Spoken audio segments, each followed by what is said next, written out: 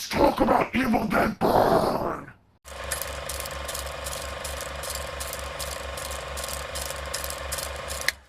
Hey guys, AGYT Abbott here. Welcome to my review for Evil Dead Burn. This is the newest entry in the Evil Dead franchise. It's a franchise that I really enjoy. It's probably one of the most consistent horror franchises for me. Scream used to be that, but we don't talk about Scream 7. But there will be some spoilers for this review. If you guys haven't seen it, I highly recommend you guys go check it out. There's my recommendation there. Although I will say, if you're still here, if you like dogs, if you love your dog and you hate seeing dogs fall to violence in movies, especially horror films, this is going to be a rough watch for you. You might want to wait till streaming, till you can, like, fast forward through those parts, because it gets gnarly, dude. Oh, God. I wish I could have had a skip button to skip past that, because anything that happens to dogs in horror movies, it just fucks me up, man. Even John Carpenter's The Thing, one of my favorite horror films, I have to skip past that shit.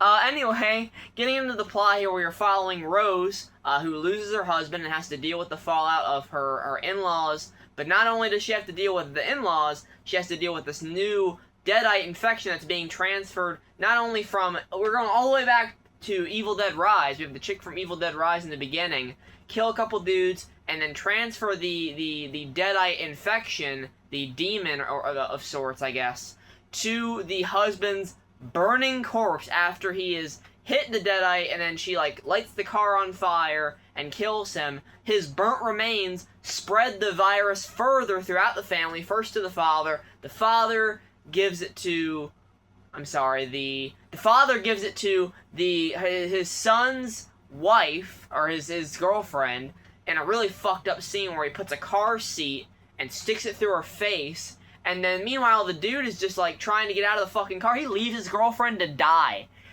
This guy, I can't remember his name. Hunter, I think is his name. Not in the film, but the actor. He's from Wednesday. He's Tyler in Wednesday.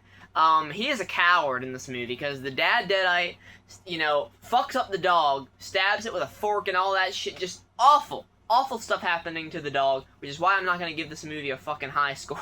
I'm kidding. But no, it definitely affected my enjoyment of the film. I was like, fuck, why do y'all have to go so hard on the poor dog?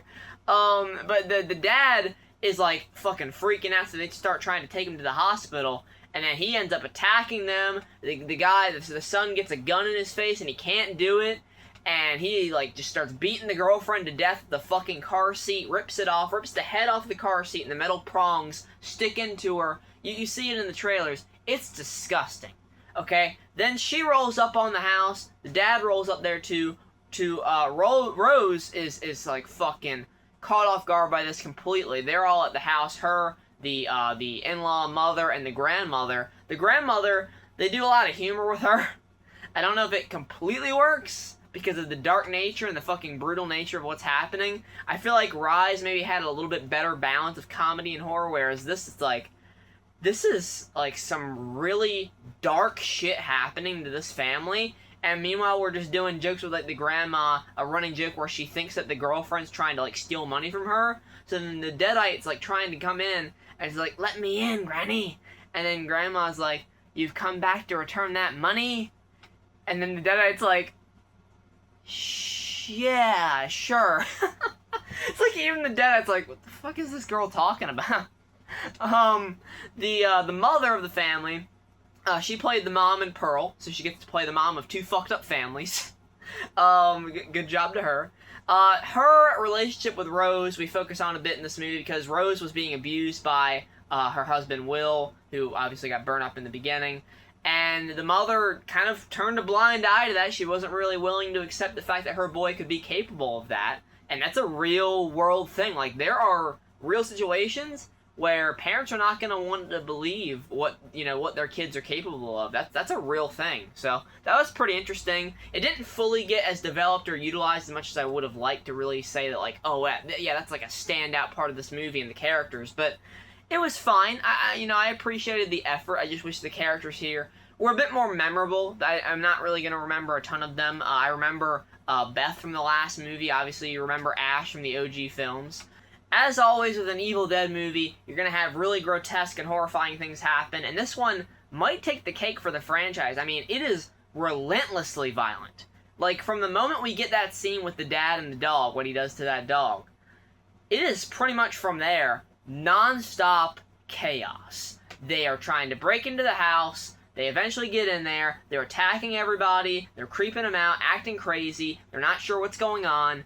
And they're trying to find this dagger. That's what the Deadites are trying to do. They're trying to find this dagger that can supposedly kill the Deadites.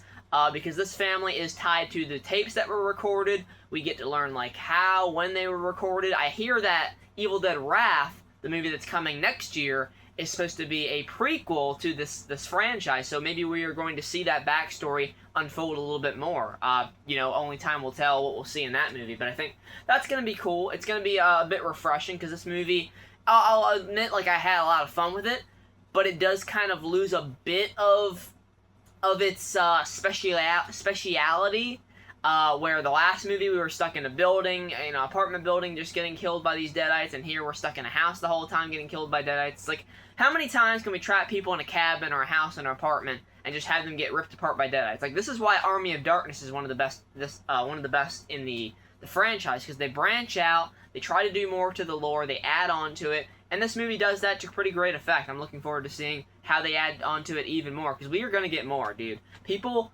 love these movies, and I think it's going to do quite well. Unfortunately, I don't know if it's going to do well box office-wise when you have a fucking juggernaut like Moana in theaters this weekend. We'll get into how fucking great that movie is later on this week on Sunday. But I had a great time with Evil Dead Burn. It's gruesome. Like I said, it's unrelenting. It will not let you take a breath. Obviously, for some people, it's going to be too much. It's going to be too overwhelming. But I think for the die-hard Evil Dead fans, we're used to these movies kicking around, crazy shit by, like, the 30-minute mark. And this movie, honestly, feels like it gets started way before that. Like, we are doing some insane shit in the beginning. I mean, wrapping fishing line around people and killing them. The whole car crash scene where he hits the chick from Evil Dead Rise and her head is, like, falling off while he's, like, trying to call for help, and then he burns alive in that car, and we get the title card. Dude, these movies, Evil Dead Rise and Evil Dead Burn, have some fucking great title cards and openings. It's really something else. But yeah, I think that the ending is great. You get, eventually the family all gets taken out one by one. The granny gets taken out via the Deadite taking out her teeth and then licking it all with her saliva and putting it back in there. Because they want to get information out of the granny, but, like, she just doesn't know much. So, we, like, get the hunter, the guy from Wednesday, getting beaten around, which he honestly deserved a little bit for what he did earlier, letting his girlfriend die, but it's brutal, man. These people get thrown around, beat the hell up, cut on saws. At one point, they stick something in, like, Rose's ear. They're trying to, like, impale them with shit all the time. Her leg gets impaled at the very end as Will's burnt corpse is trying to come at her. Eventually, she does stick them all with a dagger and kill most of them, except for Granny. She's gonna continue on in the franchise. She scratches this, like, motorcyclist guy and lets him go on his way with, like, a fucking scratch. So the infection continues. Yeah, guys, Evil Dead Burn is a gruesome movie. It's fun for the Evil Dead fans. Evil Dead fans are coming to this for a bloodbath, and we get it. So, I was satisfied, some things with the characters and the overall story. I wish they were developed a little bit more, utilized a bit more to make me care more about these people and what they're going through, but overall, I had a fun time. So, yeah, Evil Dead Burn is getting 8 out of 10. It's definitely one of my favorite horror movies so far this year. At least, like, top 5, I would say. So, yeah, I was entertained through and through. I'm looking forward to the next one. More gore. How the fuck are they going to top this one? I don't think they can. But we'll see. So, thanks so much for watching, guys. Tell me what you thought of Evil Dead Burn down in the comments below. Stay tuned for that review of Moana that I'll try not to make 10 hours because I'm going to fucking rage. And I'll see you guys next time. Take care, and goodbye.